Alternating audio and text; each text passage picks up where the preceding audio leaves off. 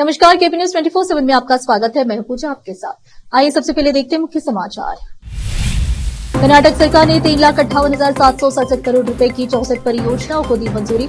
उद्योग मंत्री एमबी पाटिल ने यह बात कही। प्रज्वल रेवन्ना के भाई सूरज रेवन्ना पर लगे गंभीर आरोप। सूरज रेवन्ना ने कहा, फंसाने की है साजिश। कर्नाटक भर्ती घोटाला, 5 अफसरों समेत 19 पर एफआईआर। मजदूर, दाई और कूली के पद के लिए 15 से 25 लाख ली गई रिश्वत। महाराष्ट्र विधानसभा चुनाव में सीट बंटवारे पर होगी रार। शरद पवार ने ज्यादा सीटों पर चुनाव लड़ने के दिए संकेत। सरकार बनते चंद्रबाबू नायडू का वाईएसआरसीपी पर बुलडोजर एक्शन। जगन की पार्टी कार्यालय को किया जमींदोज। तमिलनाडु में जहरीली शराब पीने के बाद 55 की मौत, 88 लोग अस्पताल में भर्ती।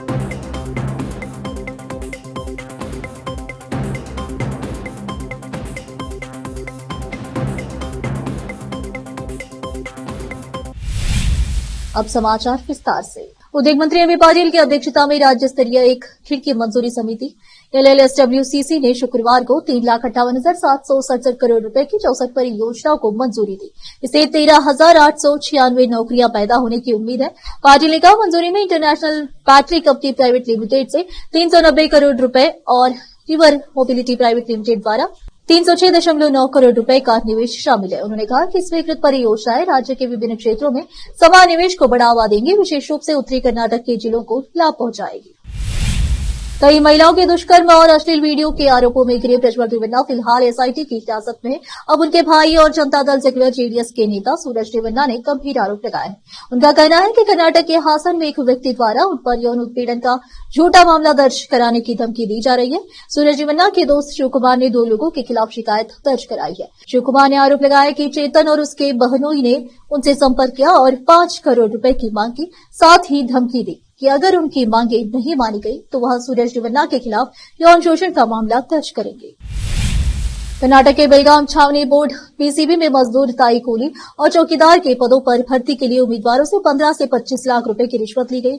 शुक्रवार को सीबीआई ने बेलगाम छावनी बोर्ड के 5 अधिकारियों और रिश्वत देने वाले 14 उम्मीदवारों पर मामला दर्ज किया है। सीबीआई ने पिछले साल बीसीबी बोर्ड के एक सदस्य की शिकायत के आधार पर जांच शुरू की थी। इसमें 2022-23 में की गई भर्ती प्रक्रिया में भ्रष्टाचार का आरोप लगाया गया था। अधिकारियों ने कहा कि जांच से पता चला है कि 2022 और 23 के दौरान मैकेनिक, सहायक स्वच्छता निरीक्षक, कूली, माली, चपरासी, दाई आदि पदों के लिए 31 उम्मीदवारों की भर्ती की गई थी। आरोप है कि छावनी बोर्ड के तत्कालीन सीईओ अब दिवंगत आनंद की भर्ती प्रक्रिया के नियंत्रक और नियुक्ति प्राधिकारी थे। वह परीक्षा के लिए प्रश्न पत्र और उत्तर कुंजी तैयार करने में शामिल थे। सीबीआई ने कहा कि 5 अधिकारियों के साथ साजिश में आनंद ने चयन प्रक्रिया को प्रभावित करने के लिए उम्मीदवारों से 15 से 25 लाख रुपए की अवैध रिश्वत ली। रेणुका स्वामी मर्डर केस में कन्नड़ एक्टर दर्शन, युगदीपा बुरी तरह फंसे हैं। अब इस मामले में एक बड़ी खबर सामने आई है। रेणुका स्वामी मर्डर केस में दर्शन ने पुलिस के सामने चौंकाने वाला बयान दिया है। एक्टर ने अपने बयान में बताया कि उन्होंने मर्डर से जुड़े सबूतों को मिटाने के लिए लाखों रुपए उधार लिए थे। इंडिया टुडे की रिपोर्ट के मुताबिक दर्शन ने हाल ही में कर्नाटक पुलिस के सामने बयान दिया कि उन्होंने सबूत मिटाने और अन्य आरोपियों को भुगतान करने के लिए अपने एक दोस्त से 40 लाख रुपए उधार लिए थे। इसके अलावा यह भी जानकारी मिली है कि दर्शन ने पुलिस के सामने सरेंडर करने के लिए अन्य लोगों को भी 30 लाख रुपए भी दिए थे। कुछ दिनों पहले पुलिस से जुड़े सोर्स ने बताया था कि दर्शन ने 3 लोगों से नकदी के बदले अपराध का दोष लेने के लिए कहा था। एनडीटीवी में छपी एक रिपोर्ट के अनुसार दर्शन ने कथित तौर पर 3 लोगों को 15 लाख रुपए की पेशकश की थी और उन्हें रेणुका स्वामी के मर्डर का इल्जाम अपने सीने लेने के लिए कहा था। रेणुका स्वामी मर्डर केस में पुलिस ने दर्शन को कुछ दिनों पहले ही गिरफ्तार किया है और अभी उनसे इस मामले में पूछताछ चल रही है।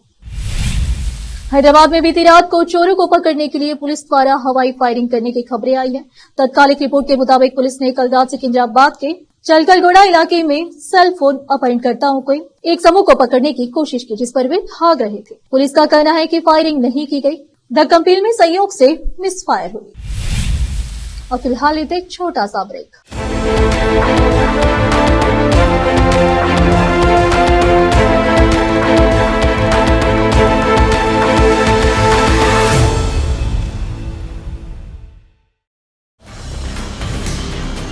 हिंदुस्तान के हर कोने में हम हैं मौजूद। 24 घंटे हालात पर गहरी नजर, खबरों से जुड़े चुपते सवालात और आपको दिखाता है धार्मिक, सामाजिक, राजनीतिक, लोकल और इंटरनेशनल न्यूज की सबसे बेहतर कवरेज, जो आपको रखती है हर पल बाखबर। देश और दुनिया भर की खबर के लिए देखते रहें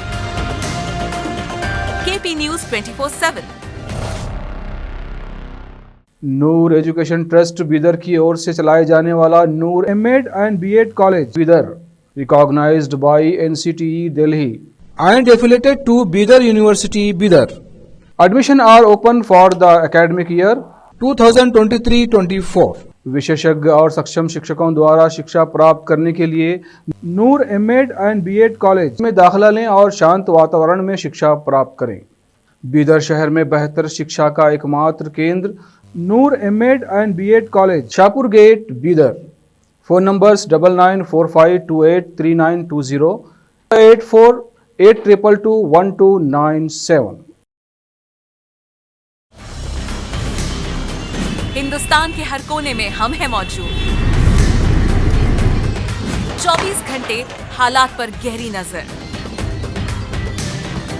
खबरों से जुड़े चुपते सवालात, और आपको दिखाता है धार्मिक, सामाजिक, राजनीतिक, लोकल और इंटरनेशनल न्यूज की सबसे बेहतर कवरेज, जो आपको रखती है हर पल बाखबर। देश और दुनिया भर की खबर के लिए देखते रहें केपी न्यूज 24/7।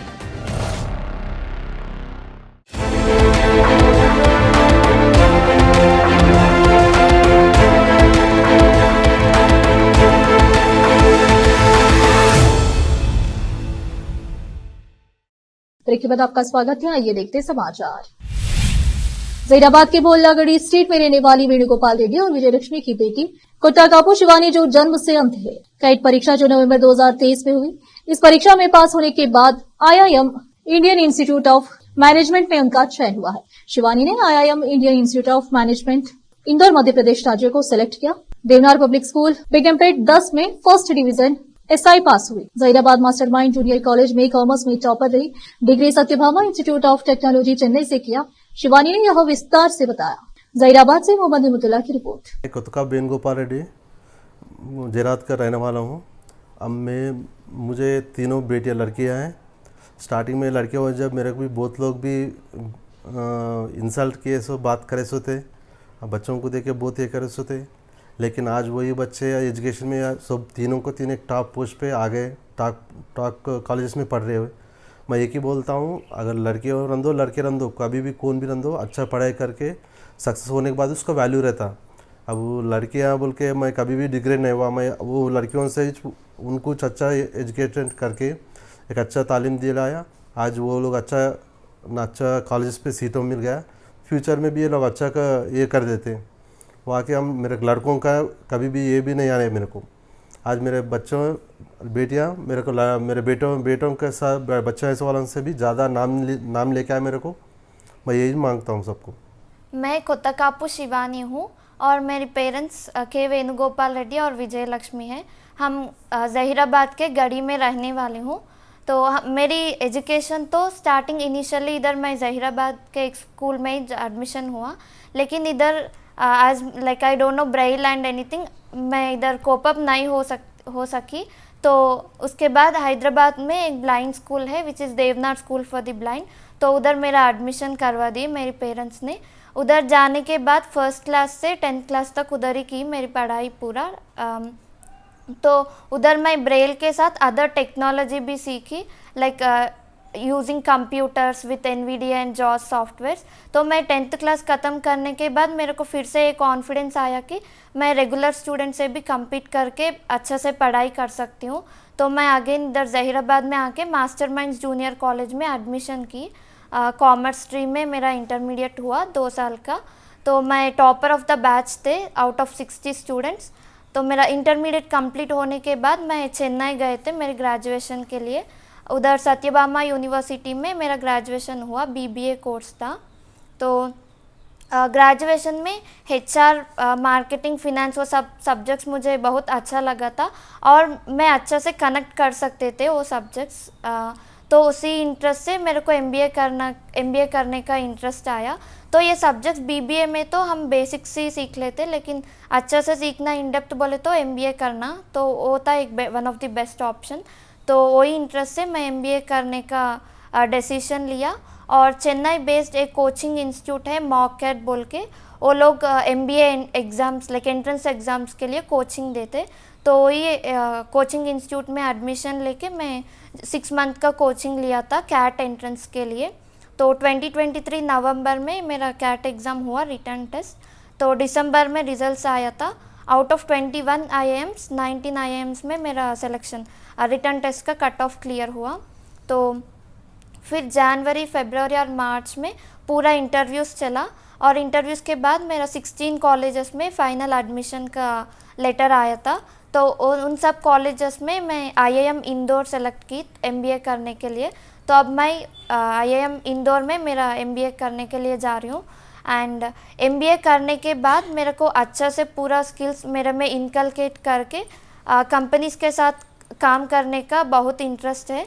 तो इन द शॉर्ट टर्म पहले मेरे को कंपनी में डिफरेंट डोमाइंस में एक्सप्लोर करना है एंड वो सब करने के बाद मेरा स्किल्स पूरा एक्सेल करके एक डोमाइन में मैनेजरियल रोल तक रीच होना ही मेरा लॉन्ग टर्म गोल है। आंध्र प्रदेश राजधानी क्षेत्र विकास प्राधिकरण मंगलागिरी ताड़ेपल्ली नगर निगम ने शनिवार सुबह YSRCP पार्टी के एक निर्माणाधीन कार्यालय को ध्वस्त कर दिया। मीडिया रिपोर्ट के मुताबिक यह इमारत सीतानगरम के बोट यार्ड परिसर में RS नंबर 202A1 में 870.40 वर्ग मीटर की कथित तौर पर अवैध रूप से कब्जा की गई भूमि पर थी। आंध्र प्रदेश सरकार ने YSRCP के पार्टी कार्यालय पर ऐसे समय में बुलडोजर चलाया है जब हाल ही में पार्टी ने आंध्र प्रदेश राजधानी क्षेत्र विकास प्राधिकरण की शुरुआती कार्रवाई को चुनौती देते हुए उच्च न्यायालय का दरवाजा खटखटाया था। अदालत ने किसी भी तरह की बुलडोजर कार्रवाई को रोकने का आदेश दिया था। शुक्रवार को पार्टी जिला अध्यक्ष M शेषगिरी राव ने आंध्र प्रदेश उच्च न्यायालय में एक रीट याचिका दायर कर अदालत से राज्य सरकार, CRDA और MTMC को सुनवाई पूरी होने तक इमारत के खिलाफ कोई कार्रवाई नहीं करने का आदेश देने के लिए कहा था। चंद्रबाबू नायडू सरकार के इस एक्शन पर YSRCP पार्टी ने कहा है कि TDP बदले की राजनीति कर रही है। महाराष्ट्र में लोकसभा चुनाव में बेहतरीन प्रदर्शन के बाद शरद पवार के नेतृत्व वाली NCP-SP जोश में है। यही वजह है कि पार्टी ने संकेत दिए है कि लोकसभा चुनाव में वे भले ही कम सीटों पर मान गए थे, लेकिन विधानसभा चुनाव में महाविकास अघाड़ी गठबंधन की पार्टियों के बीच सीट बंटवारे के दौरान वे कम सीटों पर सहमत नहीं होंगे। एनसीपी के दौरान शरद पवार ने इसे संकेत दिए हैं। शरद पवार ने शुक्रवार को पुणे में पार्टी की 2 बैठकों में हिस्सा लिया। एक बैठक पार्टी पदाधिकारियों की थी, वहीं दूसरी बैठक पार्टी के विधायकों और नवनिर्वाचित सांसदों की थी। एसीबी अधिकारियों ने संगारेड्डी जिले के नारकल मंडल के तहसीलदार के कार्यालय के राजस्व निरीक्षक संगम दुर्गैया को राष्ट्रीय निवेश और विकास के लिए सरकार द्वारा अधिग्रहित भूमि से संबंधित चेक के प्रसंस्करण के लिए एक किसान से 70,000 रुपए की रिश्वत राशि स्वीकार करते हुए पकड़ा। जहीराबाद से मोहम्मद नेमुतुल्लाह की रिपोर्ट। तमिलनाडु के कल्लाकुर्ची जिले में जहरीली शराब पीने के कारण 55 लोगों की मौत हो गई। बता दें कि यह जिला राज्य की राजधानी चेन्नई से 250 किलोमीटर है। पिछले कुछ दिनों में जहरीली शराब पीने वाले कम से कम 88 अन्य लोगों को अस्पताल में भर्ती कराया गया है। इनमें से कई पीड़ित करुणापुरम इलाके के थे। जहरीली शराब पीने के कारण 3 नाबालिग बच्चों के माता और पिता दोनों की मौत हो गई। इसके बाद अब तीनों बच्चों का भविष्य कैसा होगा वो भी नहीं जानते। उनकी दादी ने कहा, मैं नहीं जानती कि इन बच्चों की देखभाल कैसे करनी है। अपने बेटे को खोने वाली एक महिला ने कहा, उसने कहा था कि मेरे पेट में बहुत दर्द है और आंख खोलने में मुश्किल हो रही थी। उसने कहा कि उसने अरक पी लिया है। शुरुआत में अस्पताल ने उसे ये कहते हुए भर्ती करने से मना कर दिया कि उसने शराब पी रखी है। राज्य सरकार को सभी शराब की दुकानें बंद कर देनी चाहिए। अब फिलहाल एक और छोटा सा ब्रेक।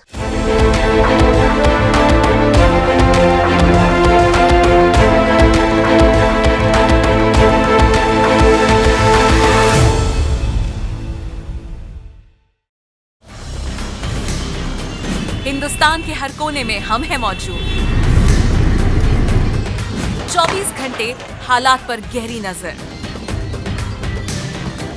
खबरों से जुड़े चुपते सवालात और आपको दिखाता है धार्मिक, सामाजिक, राजनीतिक, लोकल और इंटरनेशनल न्यूज की सबसे बेहतर कवरेज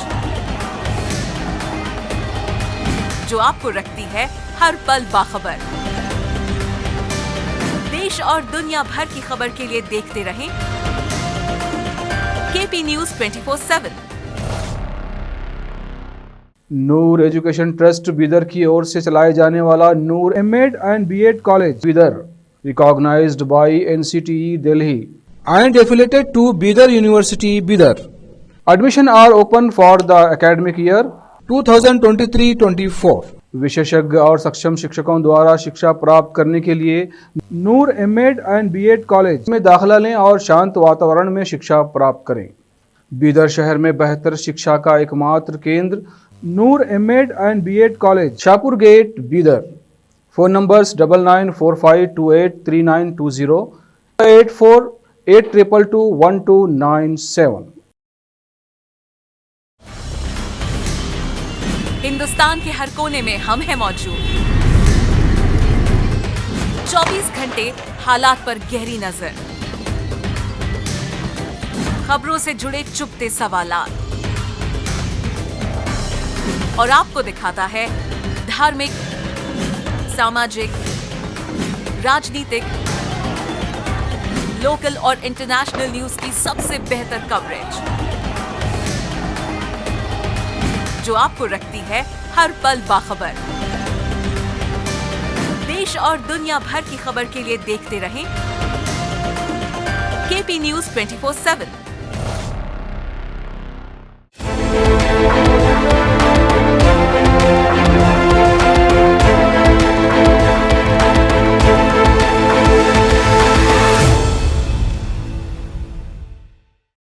ब्रेक के बाद आपका स्वागत है। आइए देखते हैं समाचार। बॉलीवुड एक्टर सलमान खान के घर हुई फायरिंग मामले में एक बड़ी खबर सामने आ रही है। जानकारी के मुताबिक इस मामले में पुलिस के हाथ एक बड़ा सबूत लगा है। इस वारदात के पीछे गैंगस्टर लॉरेंस बिश्नोई के भाई अनमोल बिश्नोई का हाथ था और पुलिस को आरोपियों के पास से एक ऑडियो रिकॉर्डिंग मिली थी। इस रिकॉर्डिंग की आवाज एजेंसी के पास रखी अनमोल बिश्नोई के ऑडियो सैंपल से मैच हो गई है। इस रिकॉर्डिंग से यह भी पता चला है कि फायरिंग करने से लेकर दोनों आरोपियों के छिपने तक अनमोल शूटरों के लगातार संपर्क में रहा था। दोनों की गिरफ्तारी के वक्त पुलिस को मिले मोबाइल फोन में ही अनमोल की कॉल रिकॉर्डिंग मिली है। बता दें कि कुछ वक्त पहले ही इस मामले में पुलिस ने सलमान खान का बयान दर्ज किया था। इस दौरान उन्होंने पुलिस को बताया था कि घटना के दिन वह घर पर ही थे और रात में घर पर पार्टी होने के कारण वह लेट सोए थे। उन्होंने पुलिस को बताया कि जो गोली उनके फ्लैट की बालकनी में लगी थी उसी की आवाज से वहां उठे थे। एक्टर ने बताया था कि वो झटके से उठे थे और बालकनी में देखने गए थे, लेकिन वहां उन्हें कुछ दिखाई नहीं दिया था। Popular show big Boss OTT के तीसरे सीजन को लेकर फैंस एक्साइटेड है। इसके प्रीमियर में अब कुछ ही घंटे बचे हैं। इस सीजन की पहली कंटेस्टेंट का नाम फाइनल हो चुका है, जो वड़ा पाव गर्ल के नाम से फेमस चंद्रिका दीक्षित है। इस बीच शो को लेकर एक बड़ी खबर सामने आई है। बिग बॉस ओटीटी 3 में जियोवानी डेल बियोनाडो बतौर कंटेस्टेंट के तौर पर नजर आएंगे। खास बात यह है कि जियोवानी अनिल कपूर हमशक्ल है। मीडिया रिपोर्ट के अनुसार कुछ साल पहले अनिल कपूर के हमशक्ल के रूप में फेमस होने वाली जियोवानी डेल बियोनाडो बिग बॉस ओटीटी के जरिए अपने फैंस को एंटरटेन करते हुए दिखेंगे। एक सोर्स ने बताया जियोवानी डेल बियोनो द लाइट के नाम से जाने जाते हैं। वह शो के प्रीमियर में प्रतियोगियों में से एक नजर आएंगे। अमेरिका के वर्जीनिया में रहने वाली बॉडी बिल्डर और डाइट कोच जियोवानी हाल ही में मुंबई पहुंचे हैं और वह अनिल कपूर के साथ स्टेज शेयर करने के लिए बहुत एक्साइटेड है। अनिल कपूर और जियोवानी डेल बियोनाडो पहली बार कैमरे के सामने एक साथ आएंगे। साल 2022 में हिंदुस्तान टाइम्स के साथ एक इंटरव्यू में जियोवानी डेल बियोनाडो ने खुलासा किया था कि उन्हें अनिल कपूर से अपने चेहरे की समानता का तब पता चला जब लोगों ने उनके एक फोटो में टैग करना शुरू किया था। उसी साल जियोवानी डेल बियोनाडो ने सोशल मीडिया पर अपना और अनिल कपूर का एक क्लोज शेयर किया था, जिसने करण जौहर और वरुण धवन समेत कई बॉलीवुड हस्तियों का ध्यान अपनी ओर खींच लिया था।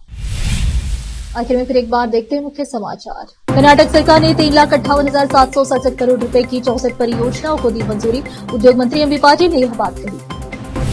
प्रज्वल रेवन्ना के भाई सूरज रेवन्ना पर लगे गंभीर आरोप। सूरज रेवन्ना ने कहा फंसाने की है साजिश।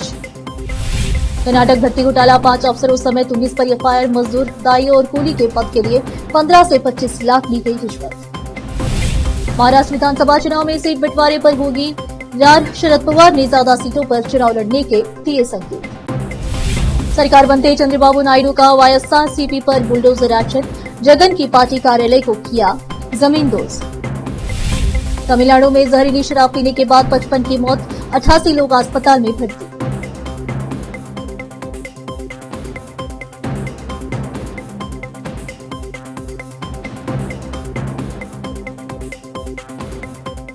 केपी न्यूज में इतना ही। देश प्रदेश के समाचारों के लिए देखते रहिए आपका अपना चैनल केपी न्यूज 24/7। धन्यवाद।